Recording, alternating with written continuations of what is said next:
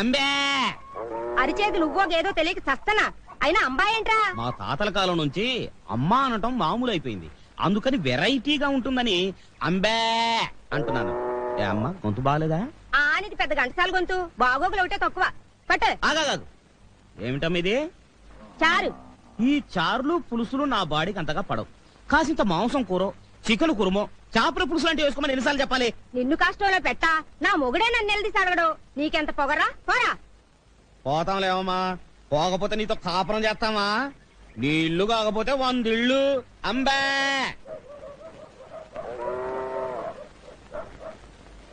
ఇదిగో ముసలాయనా, ఓ దెబ్బ వేసుకున్నాను రా. ఓ పోవయ్యా, డబ్బాలే దేవసం లేదు. నీలాగా నాకేం పని లేదనుకున్నావా? ఎల్లవయ్యా సొంచు మొఖమాడా, అమ్మా. నువ్వు లేకపోతే నాకేమన్నా ప్యాసింజర్లు కరువు అయిపోతారనుకున్నావా? అంబే అడుగో ఒరే ముళ్ళ పంది రా. వస్తానా ఏంటనా?